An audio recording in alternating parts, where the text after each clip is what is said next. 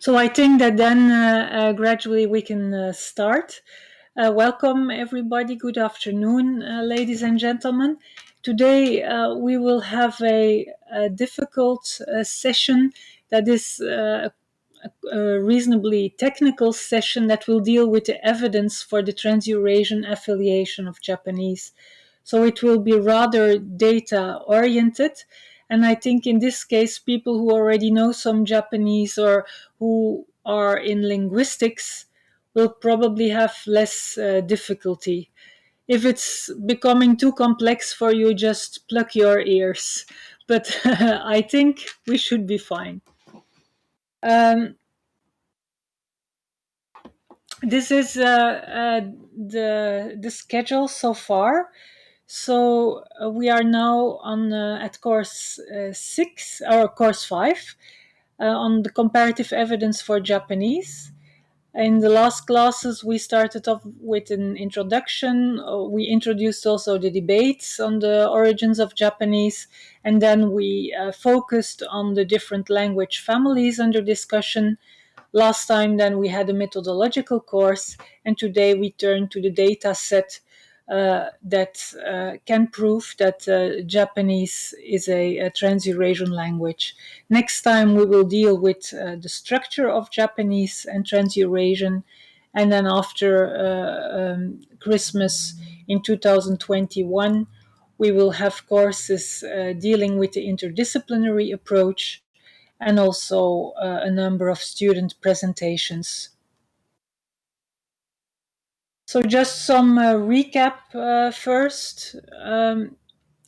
Recap about last week's class. Last week we were dealing with the methods, the historical comparative method of linguistics. The historical comparative method does not aim at, and then there are four choices from which you can select one. Does it not aim at establishing relatedness between language, classifying languages into three, deciphering ancient manuscripts, or making inferences about linguistic prehistory?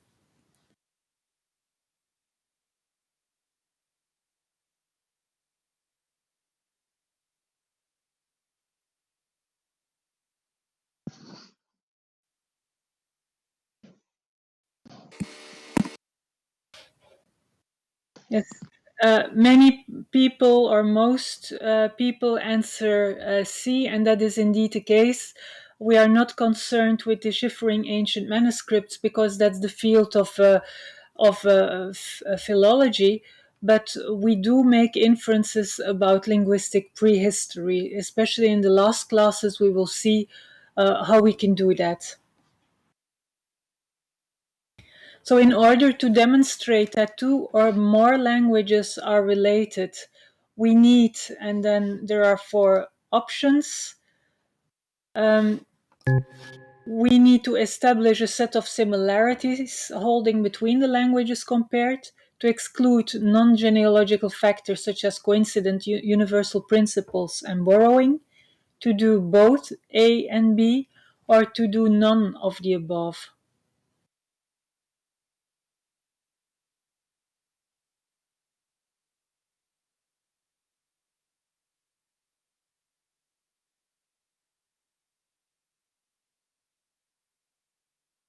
So indeed, here too, most people have the right answer.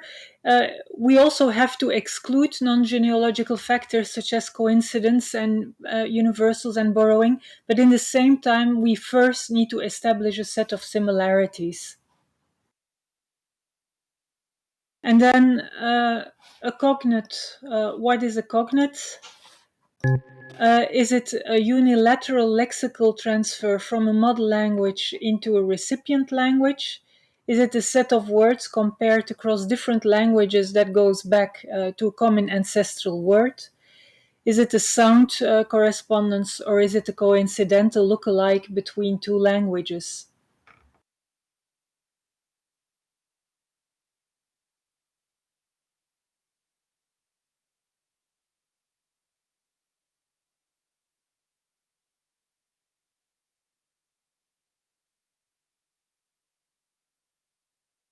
And here too, most people have the right answer. That is B, a unilateral lexical transfer from a model language into a recipient language. That is the definition of a borrowing. So it is the second one, a cognate. The observation that the palatalization from k to ch to sh is more natural than depalatalization, is that an illustration of directionality of sound change, or the maximum parsimony rule in historical comparative linguistics, the count of phonological features in common in historical comparative linguistics, or the KISS principle?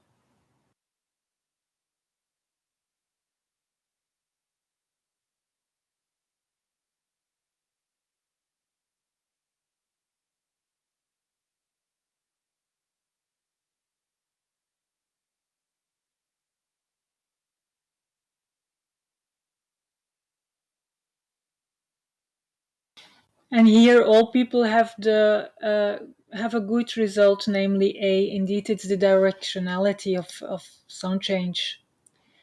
Occam's razor is not known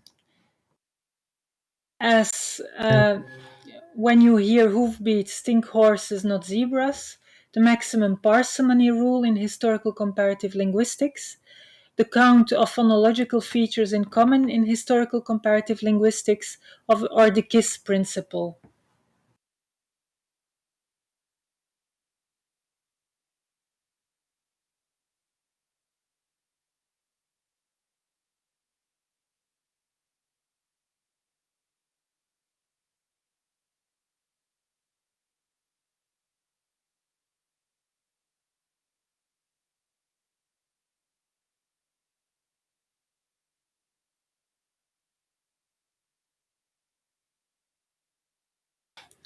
Here, most people have the right answer.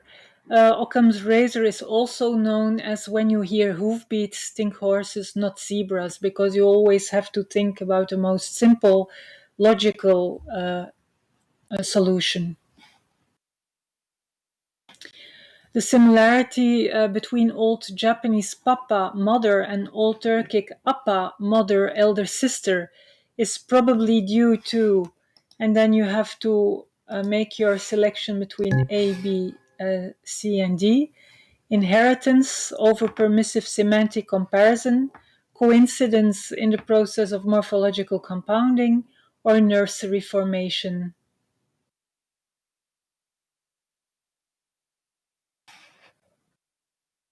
And here all people have the right answer. Indeed, the mama papa word is a nursery formation. The similarity between Ketsu in Japanese and Old Turkic kedin is due to inheritance, borrowing, coincidence of morphological compounding, or sound symbolism.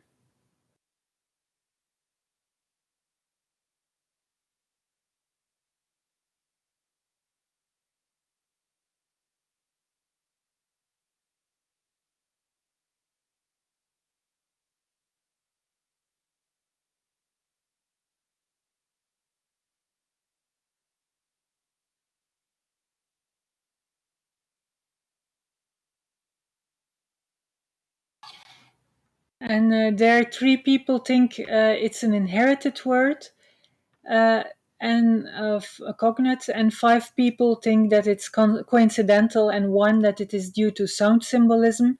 But it is indeed a coincidental lookalike because, and you can, because kedin is a morphological complex form composed of kebak and din, a suffix, an orientation suffix.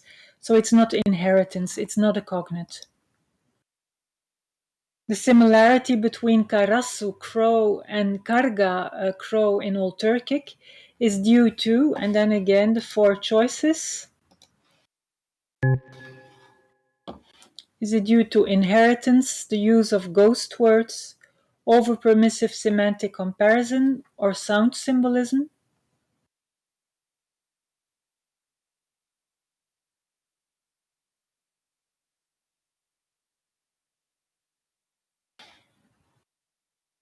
And here most people again have the right answer. It is due to sound symbolism.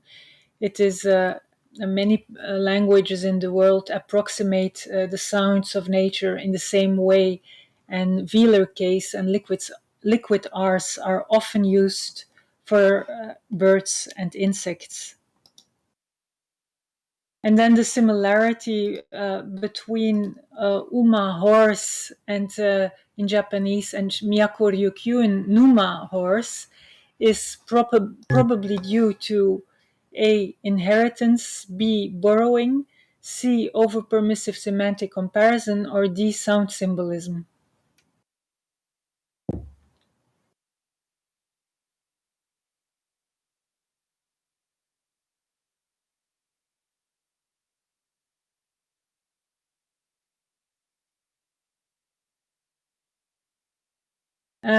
And here, only 38% of the people have inheritance, although we have given that example as an example of borrowing across the Trans-Eurasian languages. The word is indeed a cognate in Ryukyuan, and the fact that Japanese and Ryukyuan horse are related shows that the borrowing has taken place very early in the common ancestor of Japanese and Ryukyuan, so at the Proto-Japonic stage.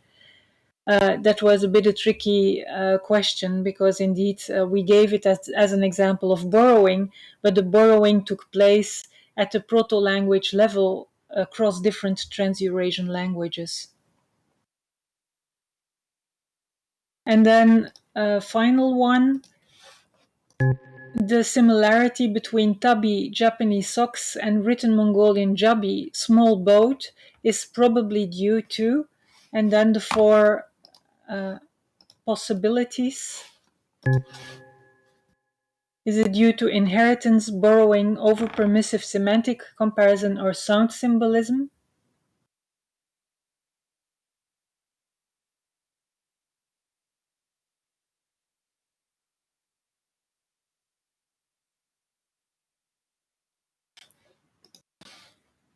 And here most people have the right answer. Indeed, it was an over-permissive semantic comparison that was the consequence of the American author Miller thinking that the German boat was something as boot in English, and therefore compared socks to it. So the semantic latitude here is much too large. If you permit such a latitude, you can compare any word to any word. So that's why the words are probably not inherited or cognate.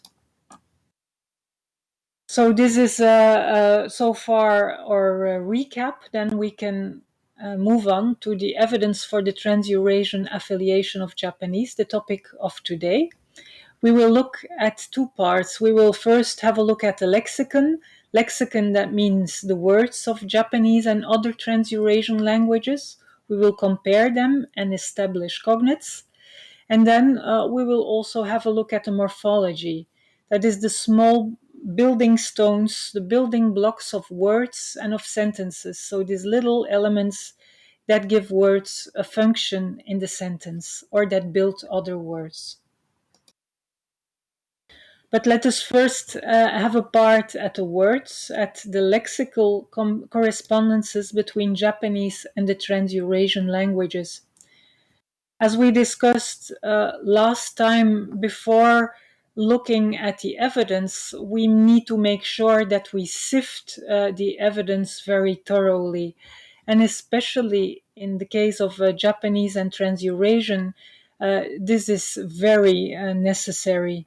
As I told you last time in my doctoral dissertation, I gathered 2,000 Japanese headwords, and I found that for each headword, one or the other author had given another etymology. So the mean or the average etymologies per headwords were 3 etymologies. And of course, each word can have an own history, but one word cannot have 3 different histories. There can only be one history, right? Only one etymology can be the correct. And that is why I started sifting the evidence very severely. And I threw off conflicting internal analysis, like this morphological analysis as illustrated by Ketsu. I threw off universals like nursery forms like mama papa words and sound symbolism like karasu. And then I threw off many potential borrowings, often cultural words like horse, but also others. And then there was a whole list of words that allowed too much semantic comparison. So with over permissive semantics, words like boat and boot that also went off. And in the end, I was left with 600, about 600 lookalikes. But still, I didn't know whether these lookalikes were really cognates, really going back to a common ancestor or not. And in order to know that, I needed to do a sound check. And as I was very skeptical, I thought, no, after this sound check, nothing will come out, and I will have proven that Japanese is not a Trans-Eurasian language. But in the end, it appeared that there was a core of about 360 etymologies, for which I found regular sound correspondences for the initial consonant, the medial vowel, and the medial consonant. And interestingly, these 93 of these etymologies fell within the concept of what we call basic vocabulary. And so there were 93 etymologies for 64 different concepts of the basic vocabulary present. So here you see this basic vocabulary list. A basic vocabulary list is a compilation of concepts that are attested across all the languages of the world and that are relatively culture free. Uh, so it are words that appear everywhere and cannot be borrowed easily, like, for instance, deictic or grammatical words. I, you, he, so the first singular, the second singular, the third singular, who, what, this, one, not, yesterday, in. And then we have a whole bunch of verbs like go, come, run, fall, carry, take, and so on that we see as basic. And then there are also properties such as old, new, big, small, long, wide, natural phenomena such as water, fire, night, wind, and so on, and body parts as nose, mouth, tongue, and so on. And then references to humans and animals like child, fish, bird, dog, and so on. So all these words taken together form a list of 100 items, 100 concepts that are thought to be relatively culture free and that are universally cross-linguistically attested across all the languages of the world. And the strength of the basic vocabulary is in the fact that these words are less prone to borrowing than random words. So, of course, as Shi Huang already asked me once, um, is it possible to borrow a basic vocabulary word? Yes, surely it is. So, one basic vocabulary word can be borrowed. It can stay or it can leave. It can be replaced or not. But the strength of the argument is in the stability of the set of 100 words as a whole. As a whole, this set of 100 words is relatively stable in a language as compared to a set of 100 random or cultural words.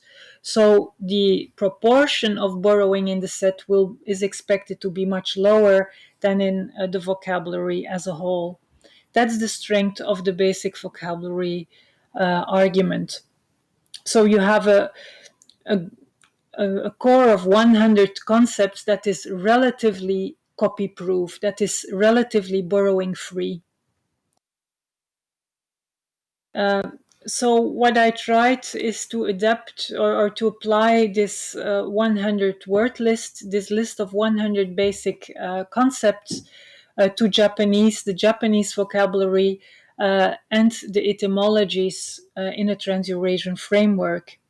And I found 93 etymologies relating Japanese to Trans-Eurasian languages that belong to this basic vocabulary 100 list for 64 different concepts. So sometimes you find two or three etymologies for a single concept. That is why there are more etymologies than concepts represented. Here on the first page, there's not such an example, but on the second page here, for instance, for not, there is nai with ana, Proto-Japonic ana and an in Proto-Korean, ana in Proto-Tungusic, and an in Turkic. And there's another negative that is attested across Trans-Eurasian. So that makes two negative etymology for one concept. And that is why, in the end, we have 93 etymologies, but for only 46 different or 64 different concepts. So here I have a few examples. In Japanese, you probably know the word ie, house. In Azuma Old Japanese, that was I with an E, and that probably goes back to ippi. Remember this P that can lend it to H as it did in papa to haha, and in some words it then lends further to zero. This can be compared with jip in Korean. In this jip in Middle Korean had a rising tone, which means that originally it had an extra vowel. So we can reconstruct a jibi in Korean, and there's also a jip with a long vowel in Proto-Tungusic, all meaning house. So that would lead to a Trans-Eurasian a reconstruction of a Trans-Eurasian word, something like chip, house. Then we have a second etymology for the word hagi in Japanese, which means the leg or the shin. That goes back, it has a voiced here in Japanese, therefore it goes back to a nasal cluster, NK. We have, it begins with an H, so we can reconstruct an old P as in haha and papa, a panki in Proto-Japonic, and this can be compared to pal and palgan. Often we find these clusters corresponding. So here LG corresponds to NK in Japanese. And then there's the word for bite in Japanese, kamu. Kam is the stem, and this can be compared to keme in Mongolic, which means bite, and kem in Turkic. And there's also the question particle in Korean and in Japanese, ka, which can be compared to the interrogative root or the interrogative pronoun ha and ka. You probably had or saw the reading on basic vocabulary, which was attached to this class. There is also a link there to a website where you can find the supplementary information. Can maybe you can maybe A, if you checked the supplementary information, and B, if you did not find it or you were not aware of the supplementary information. So A, when you saw it.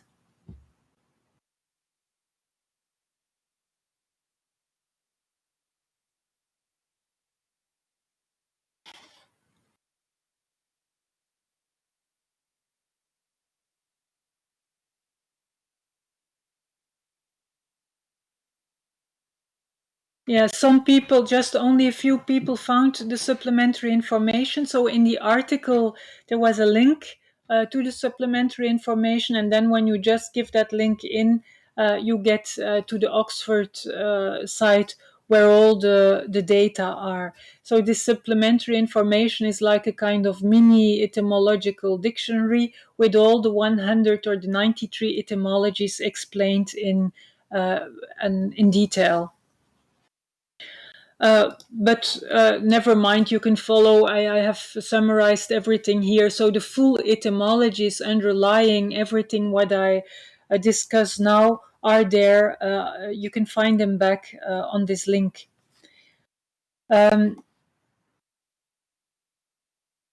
Here also some other examples. So I've given here 8 examples of the 93 etymologies for basic vocabulary.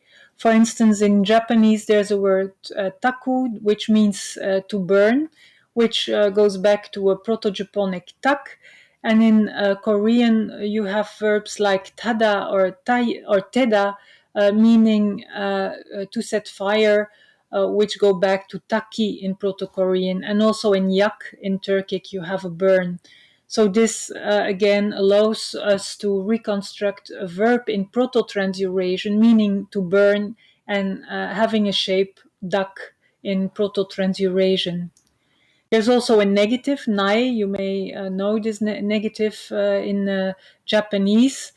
In Proto-Japanese, in Old Japanese, you had this anna negative attached to the verb.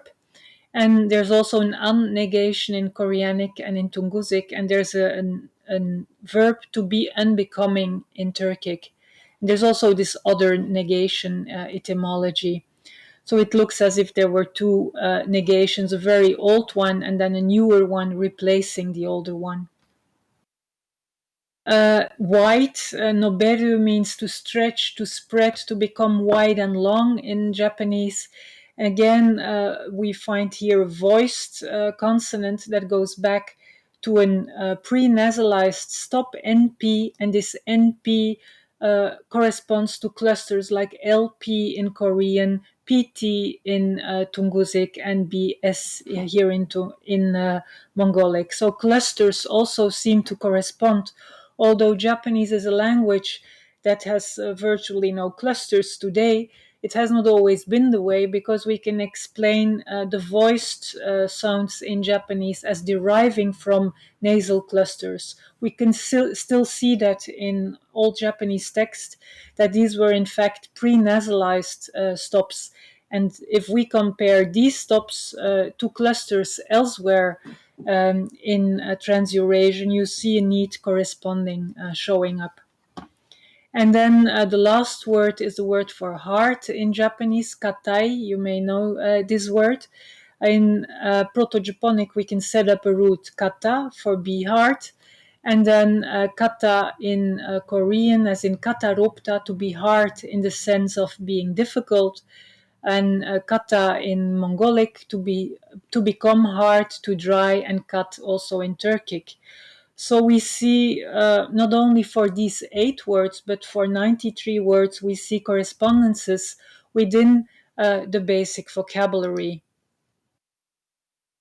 And if we say that we see correspondences, uh, I've really checked all the different aspects that need to be fulfilled for a good etymology, for a good correspondence.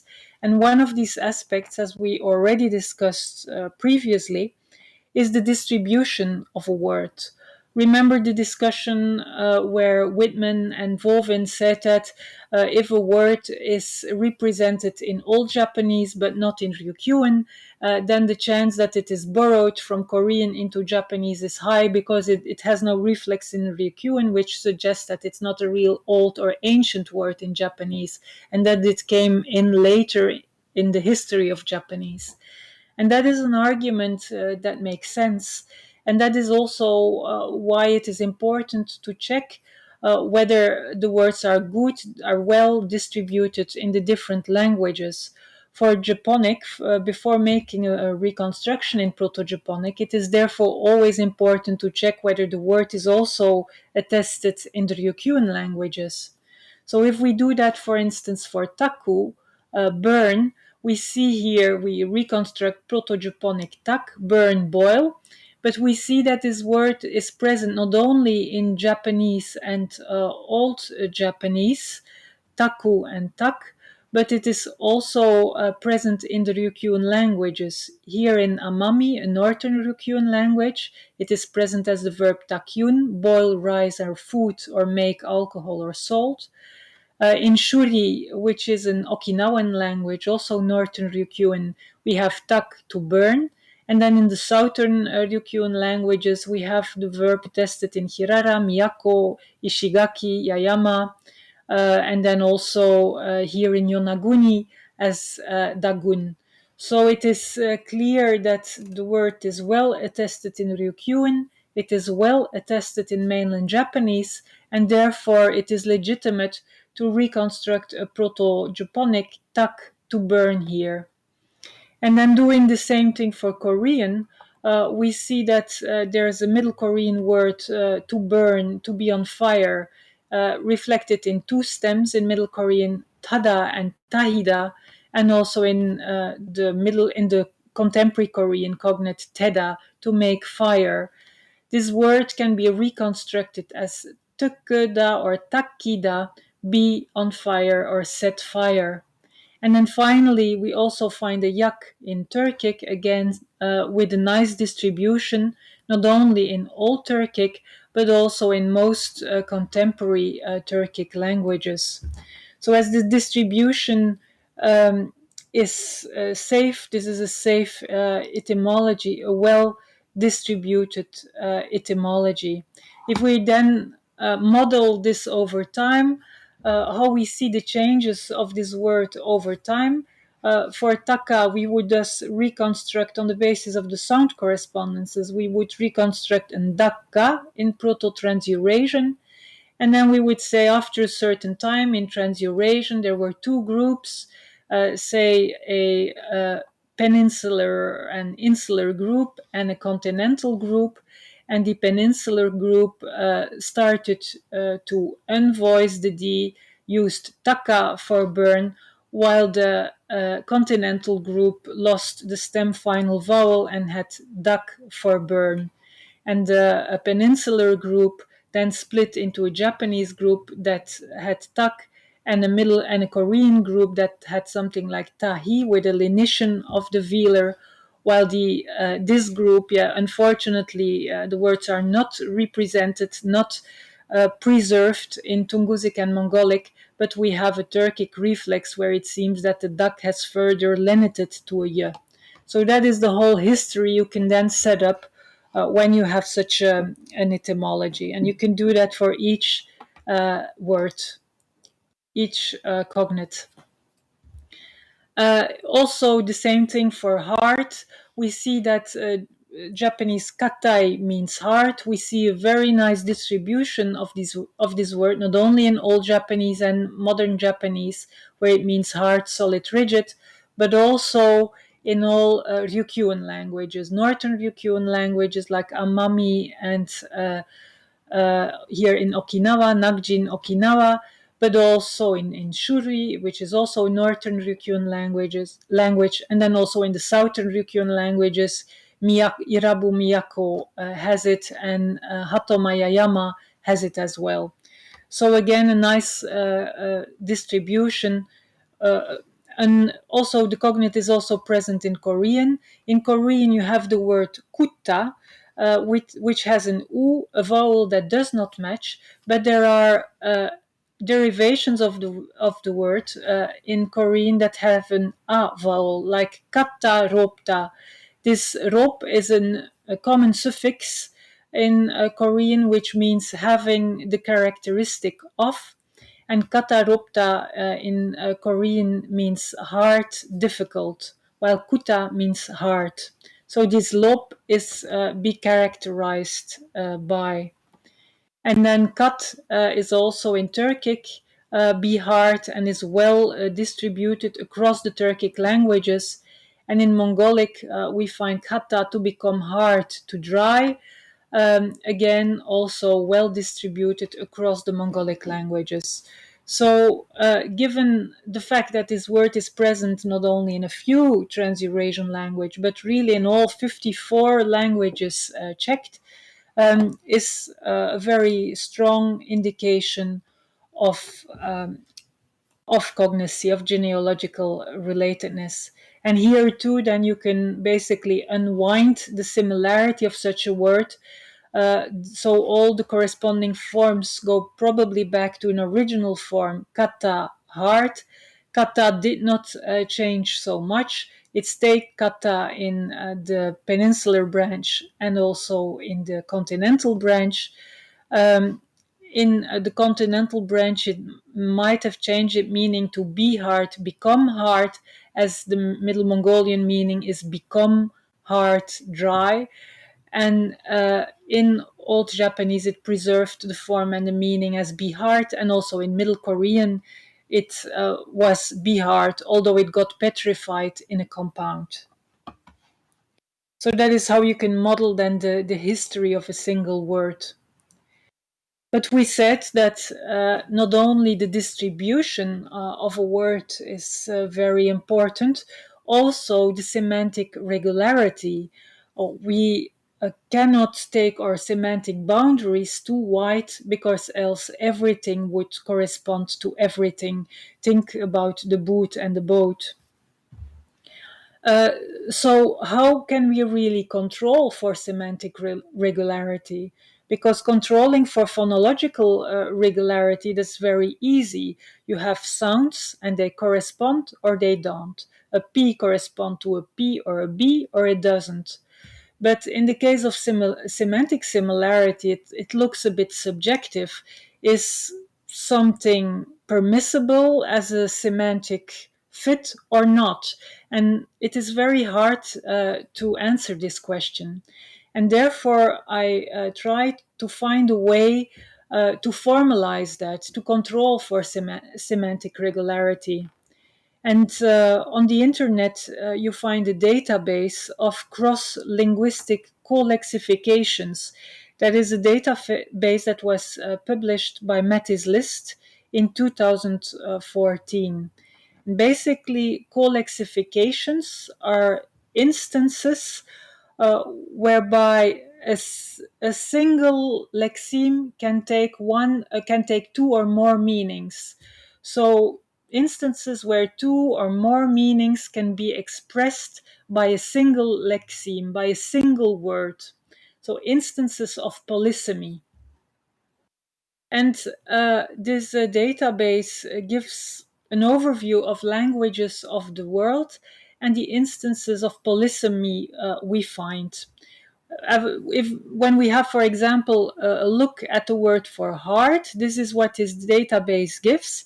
It says that hard is found uh, with the meaning solid on the same lexeme in 25 languages of the database, in 25 languages of the world, have a kind of polysemy between hard and solid.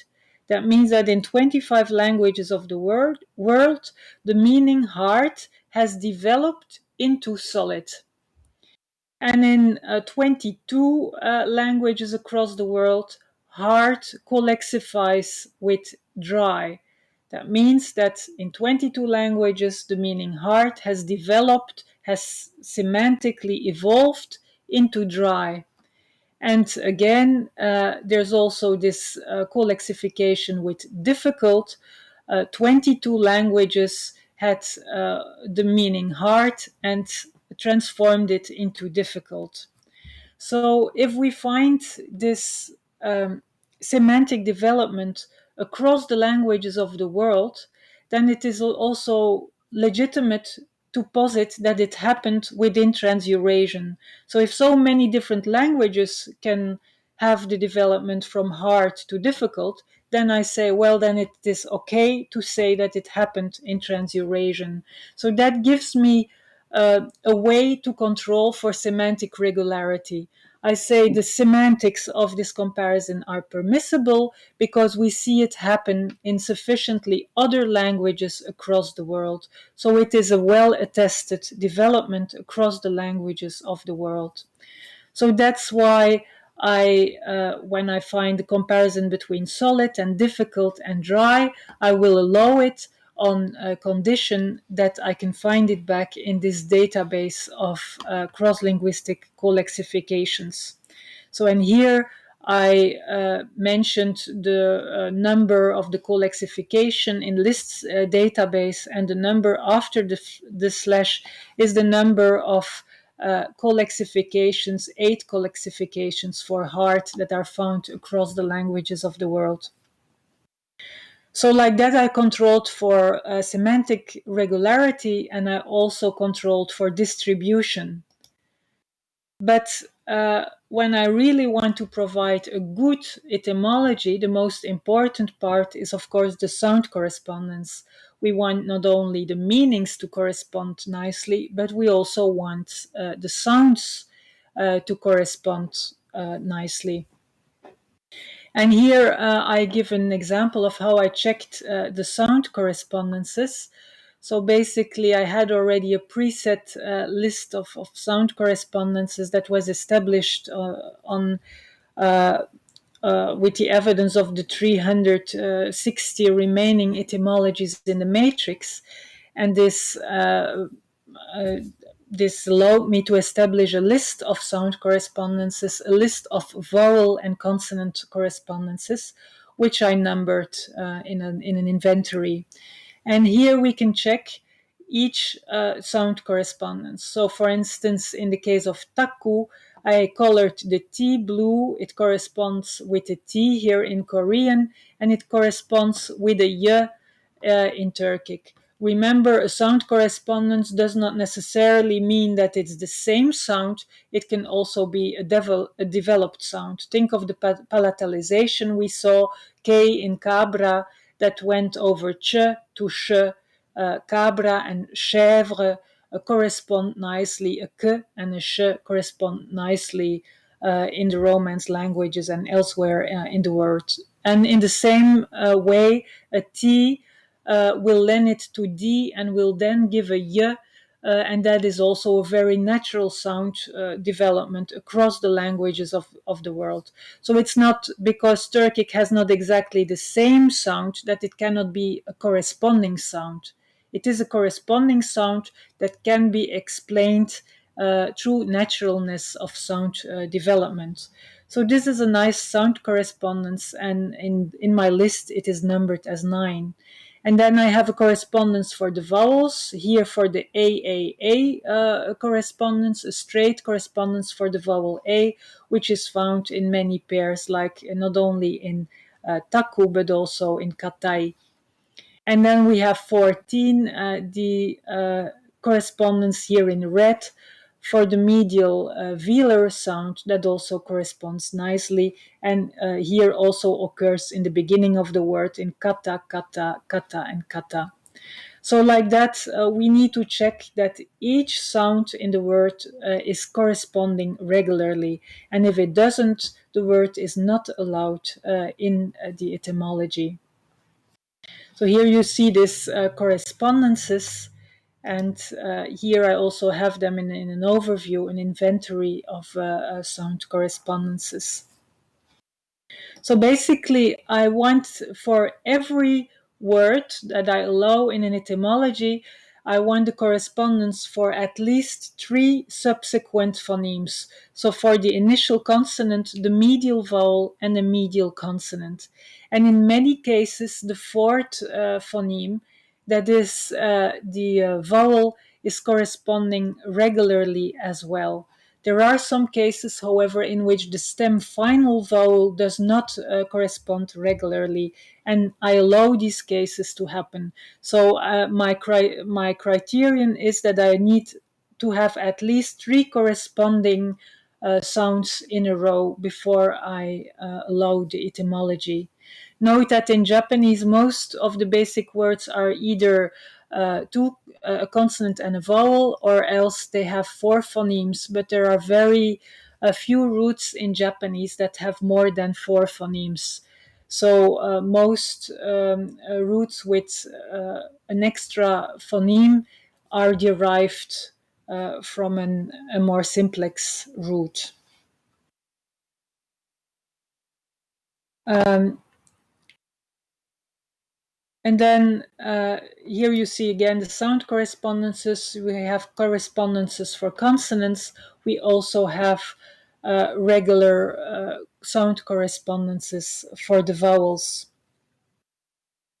So in this way, I think we can show that that it is possible to establish sound correspondences. It is possible to establish regular sound correspondences, and we also find basic vocabulary shared between Japanese and the Trans-Eurasian languages. that is semantically strong enough and that has also a good distribution and a good sound correspondence.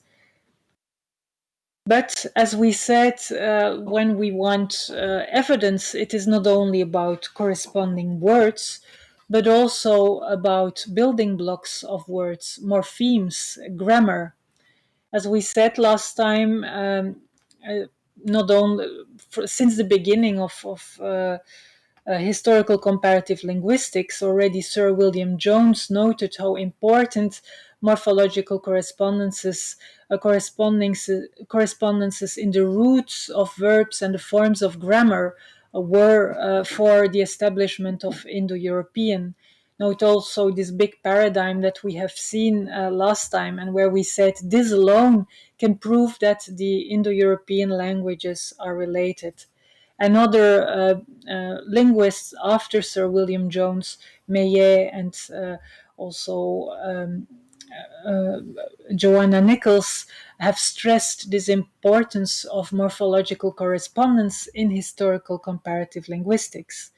However, some languages have much more fruitful morphology than others. If you think, for instance, of Indo-European languages, that is a language family within fusional morphology, where you will have a lot of things happening in the stem of a word.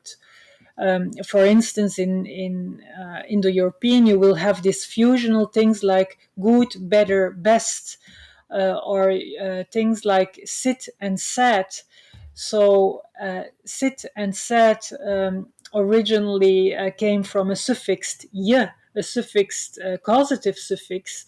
So you had sat and satyan became sit, set, but uh, so this kind of vowel alternation in the stem is not found in agglutinative languages. So just typologically, agglutinative languages will attach one suffix after the other, and then when time elapses, they will lose the end parts of a word. So the suffixes will be lost at the end of a word, but these suffixes will not leave an influence in the middle of the word. They will not leave an influence in the vowel of the stem. While in fusional languages like Indo-European, the stems are affected as well, and therefore it's much more easy to find morphological correspondences in Indo-European languages than it is to find morphological correspondences in agglutinative languages like Trans-Eurasian. Nevertheless, we should look for them, and it is important to show that there are also these correspondences in morphology, and that is why after um, having studied the lexicon, the words in my doctoral dissertation, I continued with a postdoc, and in my postdoc, I focused on the verb morphology of Trans-Eurasian because I thought that that would be a fruitful category to search for correspondences between Japanese and the Trans-Eurasian languages. And that book was published in 2015. And in the book, I proposed 20 different etymologies for suffixes. So it are suffixes like the one we already saw, like the negation suffix anna, nai in Japanese, or for small markers of actionality like manipulative markers, processives, little markers meaning to do, make, inclination, inchoatives, then also a set of voice markers, all petrified in the word stem. Then there are sets of deverbal noun suffixes like ra, ma, and ne that derive nouns from verbs, but that also have a function in the past tense. And then there are also converb suffixes.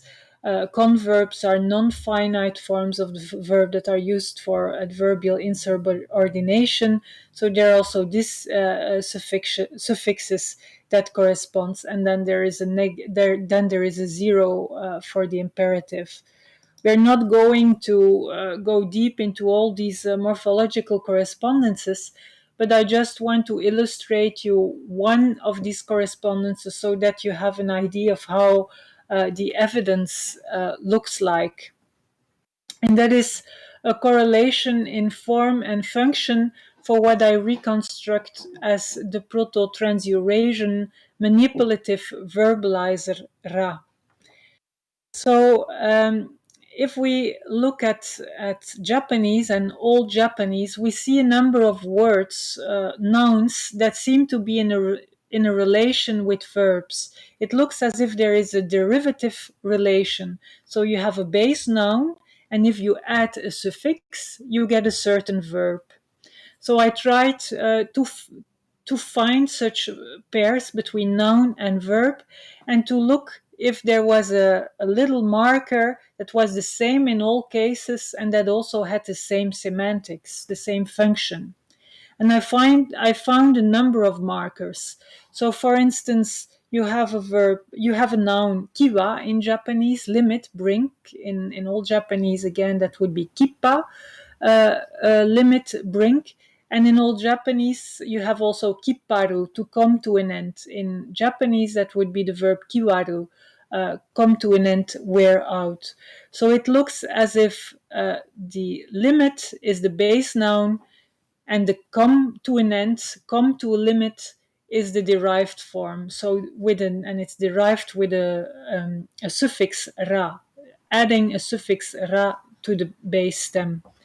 And you have many examples. I here show two, but there are many in Japanese. For instance, there's also the noun kubi, neck, and then you have kubiru, to strangle, to execute a difficult action on the neck. And this kiwaru is like to achieve the limit. Uh, so basically, the meaning of this ra seems to be to achieve, to overcome, or execute a difficult action with success on the base noun.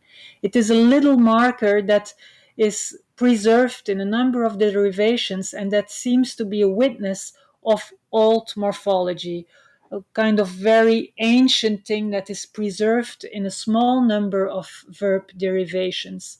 And that's exactly what we are looking for, really old elements in the morphology of the words. And this same marker seems also present with another meaning nuance, with another meaning, namely in Old Japanese you have iwo, hut, and you have then ioru, to lodge in a hut, so to make use of the hut. You might also have this derivation, be it with a different vowel, in koto, which means word, speech, and kataru, to tell, to use words, or in te, ta, which means hand, and toru, to take in the hand, to hold. So it seems that this suffix also means to make use of the base noun. And then a third meaning of this ra suffix seems to be to sound or feel like the base onomatopoeia. For instance, pika pika in Japanese is sparkling, glittering, and the present day verb hikaru, or Old Japanese pikaru, again, the R derivation of pika seems to be derived. So taking all these meanings together, there seems to be a very old formant in Japanese, a very old marker ra, for what we call a manipulative verbalizer. So meaning to overcome, to use, and deriving onomatopoeia. And then if you look to the other Trans-Eurasian languages, you always see the same marker appearing. For instance, in Tungusic, there is this la, which is also a manipulative verbalizer, and where this small liquid element has very similar functions, also in the sense of achieve, overcome, or execute a difficult action on the base noun. For instance, with anga, night shelter, and angala, make a night shelter, or masama, wife, masamala, to take as a wife, to marry, or to make or use the base noun, like in chobo, again with hand, like in ta toru in Japanese, a handful, and chobolo, to scoop with one one's hand, or kusige, a knife, and kusigele, to step with a knife. So again, this formally similar marker, la, seems to have the same meaning: achieve the base noun and make use of the base noun. I here give two examples, but there are many across the Tungusic languages. And then when you look further in Mongolic, again, you see a manipulative verbalizer with similar functions. So you have, for instance, the achieve or execute a difficult action with success function, as in ger, the yurt, the ger, a house, and gerle, again, marry, to um, to achieve a house, to marry, or shibarun, a bird, and shibarula, to hunt birds. So to achieve birds, to execute a difficult action on the birds. And in the same way, it is also, the la is also used to make use of a base noun, again with speech, kelen, tongue, word, speech, and kelele, to speak, to utter. Think of Japanese koto, word, and kataru, speak. And also here with water, usun, water, and usula, to water, to irrigate, to make use of water. And interestingly, although it was not present as an onomatopoeia in Tungusic, here in Mongolic you can also use it to derive onomatopoetic verbs, like in koku, the cry of a rooster, and kokugla, to cackle. Note that here I'm not comparing any onomatopoetic form like koku, but I'm just comparing the little element la that derives onomatopoetic forms. And then in Turkic, you have again a la manipulative verbalizer with very similar meanings.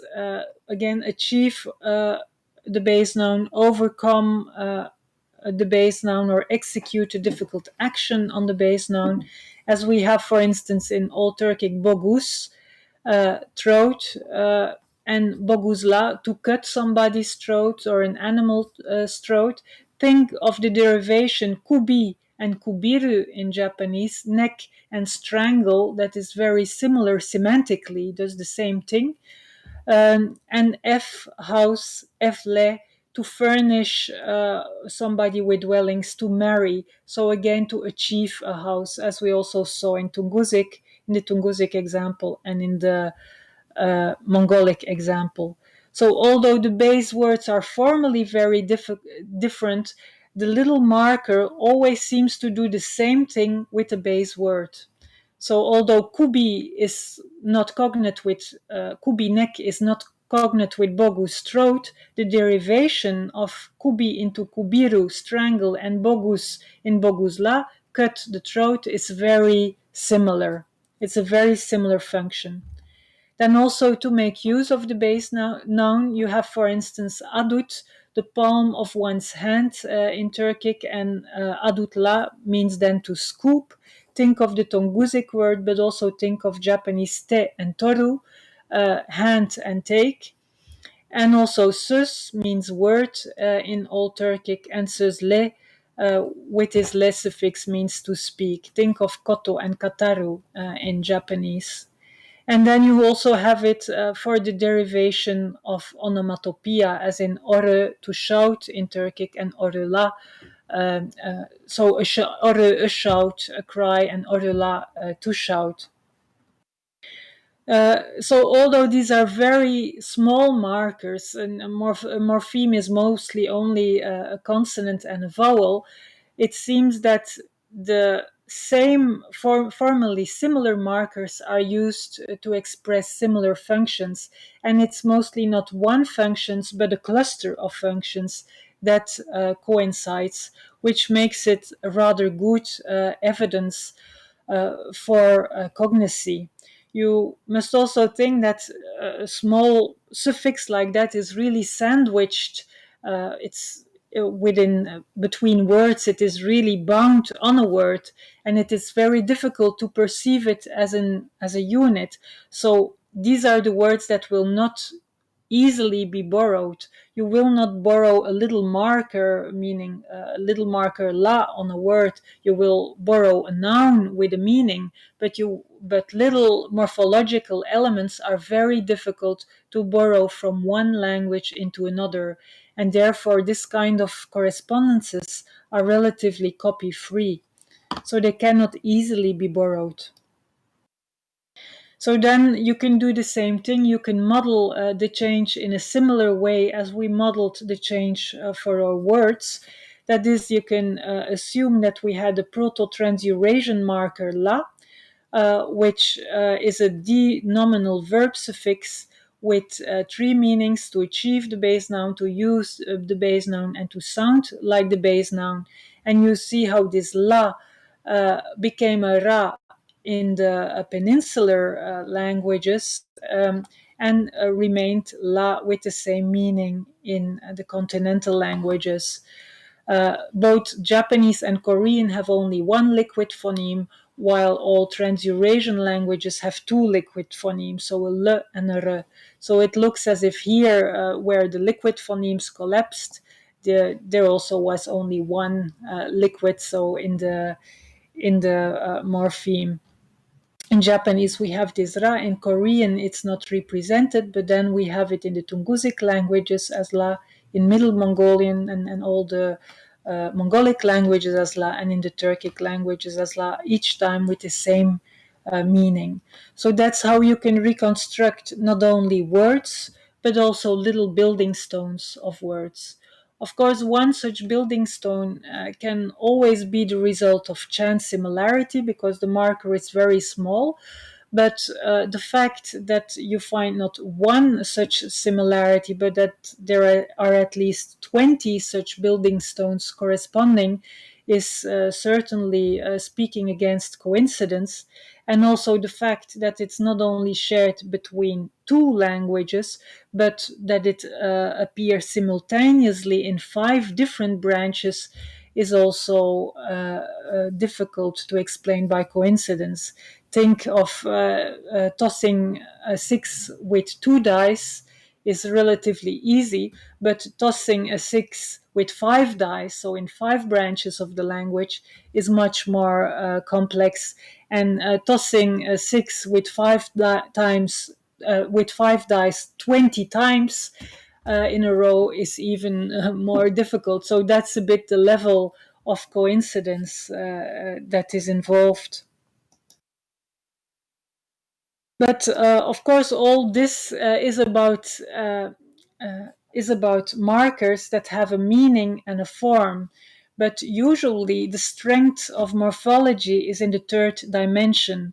The strength of morphology is in the fact that there is not only a meaning and there is not only a form, but there is a third dimension, and this third dimension is paradigmaticity.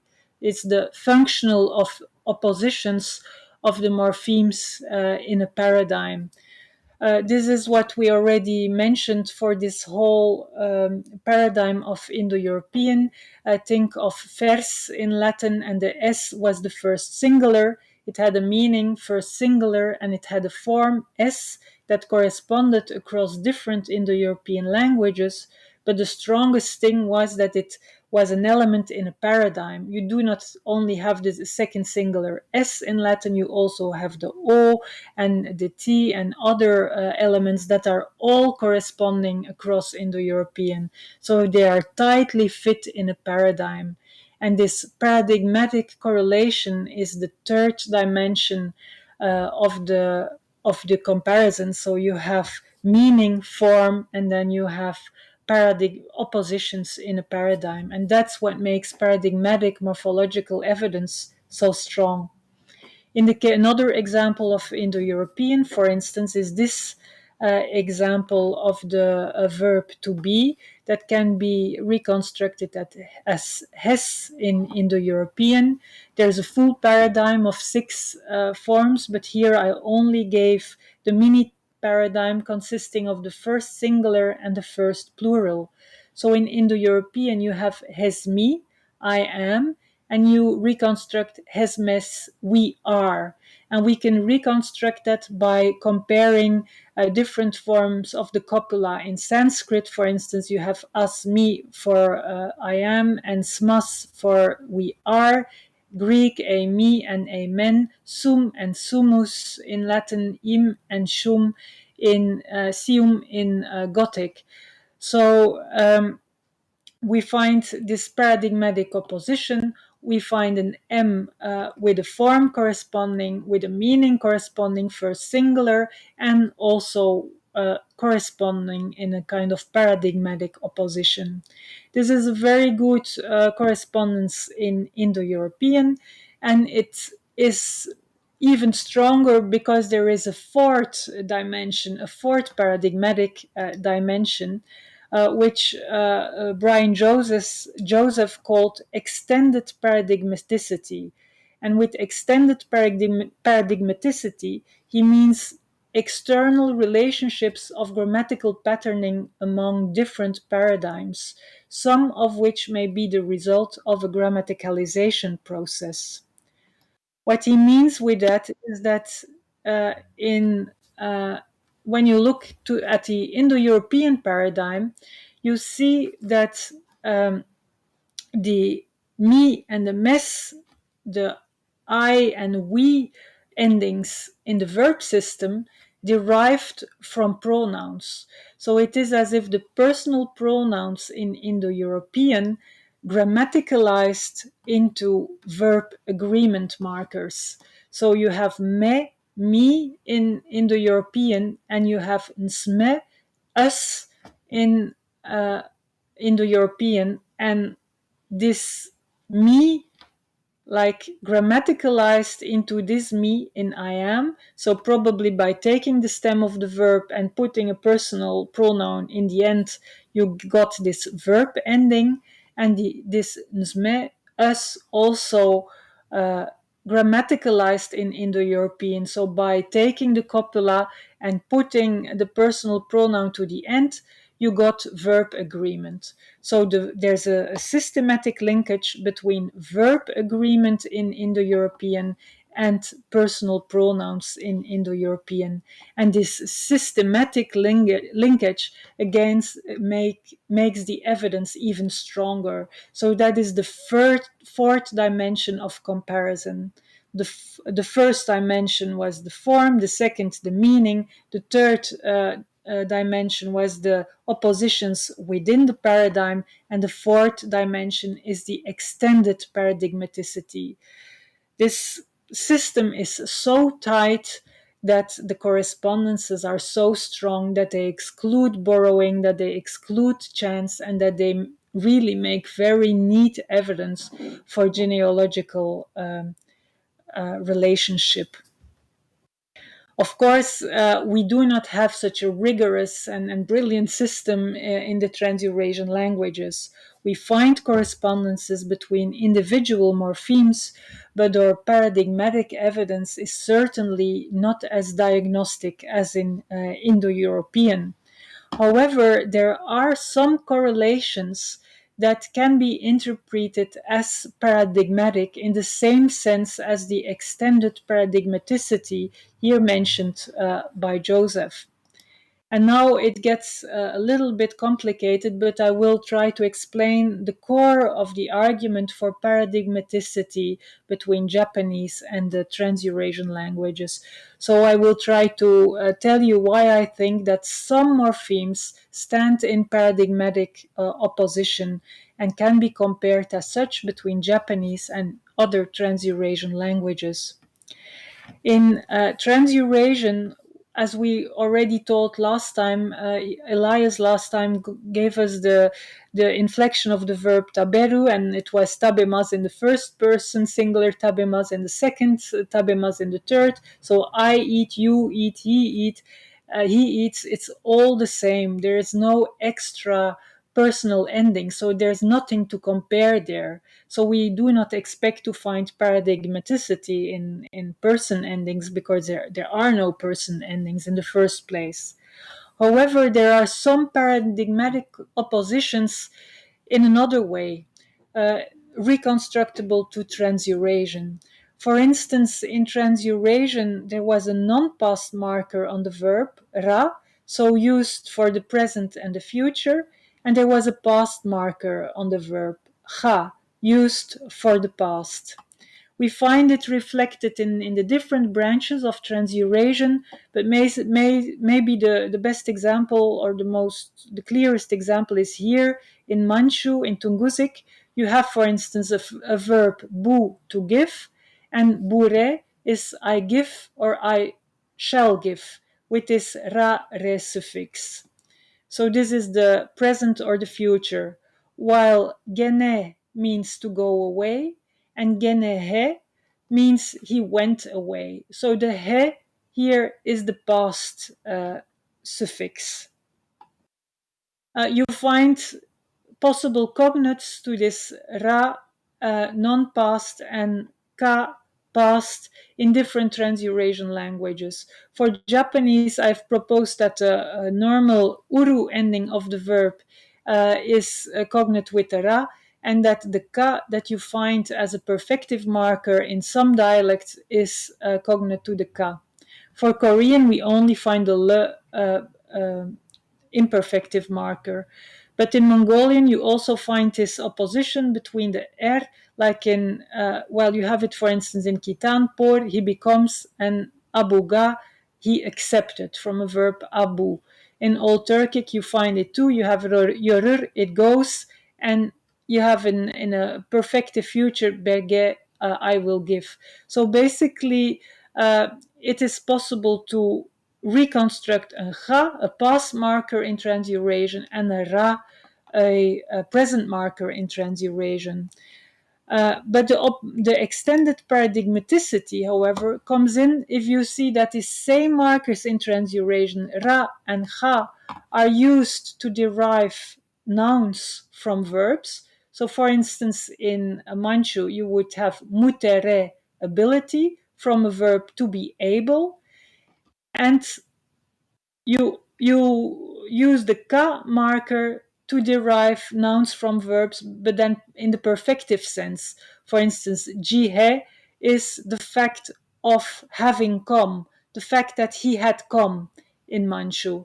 So it looks as if now non-finite markers for imperfective and perfective of nouns grammaticalize in finite markers for non-past and past on verbs.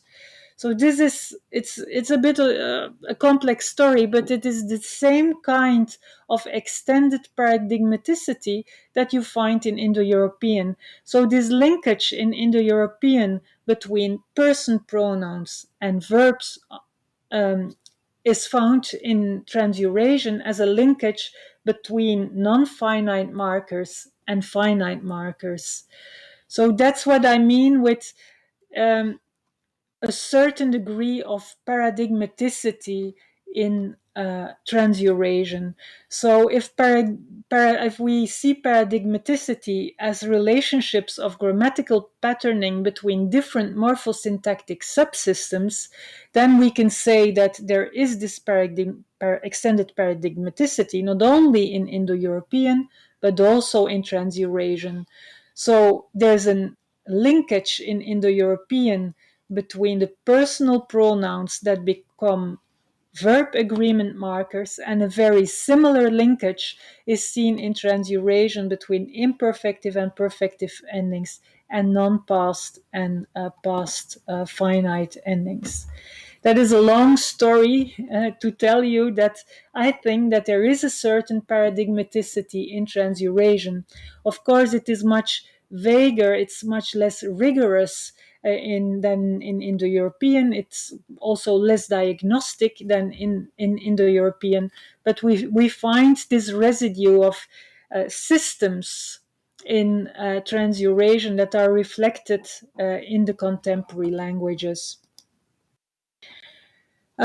So here is why I think that borrowing is rather unlikely. So today I showed you evidence that is in from comparing words and from comparing building stones of words. And I think that it is possible to find a very small core of evidence that relate Japanese to the other Trans-Eurasian languages and that cannot be explained as borrowing.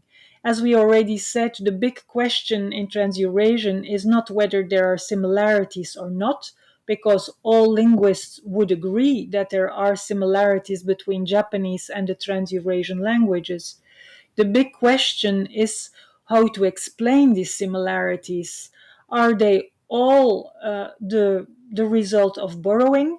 As a big number of linguists would say, everything is borrowed, or are some borrowed, but are others inherited from a common ancestor? And that is what I think. I really think that there is a very small core of evidence that enables us to relate Japanese to the other Trans-Eurasian languages. And I think that especially for the kind of evidence that I have shown to you today, borrowing is very unlikely. The reason why borrowing is unlikely is first because we know that basic vocabulary and bound verbal morphology are relatively borrowing proof. As I said, it's very difficult to borrow basic vocabulary. It's not impossible, but to borrow 100 items as a whole is very implausible. And also, bound verbal morphology is not prone to borrowing across the languages of the world. It's rather stable. And yet, in the Trans-Eurasian evidence, we find 93 basic vocabulary items and 20 items of verb morphology. Thinking that an average language has about 80, 100 verb morphemes, these 20 verb morphemes that are relatable is quite a high proportion of the entire verb morphology. In a language, we find maybe 2,000 to 5,000 words, but we find only a very limited number of verb morphemes. So that's why this 20 is already quite a high number. The second reason why I think that borrowing is unlikely is because of the borrowing hierarchy. Across the languages of the world, we see that it is easy to borrow nouns. It's much easier to borrow a noun meaning something like computer than it is to borrow a verb like to compute. And it is even more difficult to borrow grammatical items. So we say that there is a kind of borrowing hierarchy whereby nouns are most frequently borrowed, then verbs, and then grammatical items. And yet, in our Trans-Eurasian evidence, we see that there are much more correspondences in verbs than there are in nouns. So from a borrowing hierarchy, this would not make sense, because if our evidence was really borrowed, we would expect there to be much more nouns than verbs, while the opposite is true. So that's also why I think that the Trans-Eurasian evidence suggests inheritance rather than borrowing. And then we also find these regular systematic sound correspondences, which would be difficult to explain within a scenario of borrowing. We find a solid distribution in a multiple setting. Think of the argument Old Japanese versus Ryukyuan. If no Ryukyuan, then borrowed. If Ryukyuan, then not borrowed. That's exactly what we find. For most of the basic vocabulary items, we find, for instance, cognates in the Ryukyuan languages. And then we also find morphology. We do not only find morphemes with corresponding in form and function, like the ra I showed you, but it is even possible to set up systems of paradigmaticity, globally shared grammaticalization, as I showed, with a relation between the non-finite and the finite markers. And that is why I think, ladies and gentlemen, that borrowing is really unlikely, and that the small core of evidence relating Japanese to the Trans-Eurasian languages is really due to inheritance and not borrowing.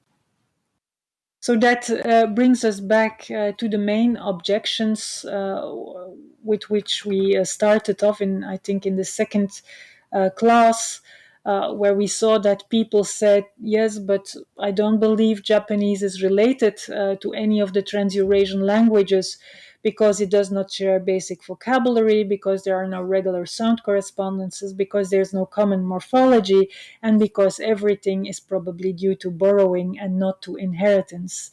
Here today, I've shown you that there is basic vocabulary, 93 basic vocabulary etymologies spread over 64 items, that there are regular sound correspondences for vowels and consonants.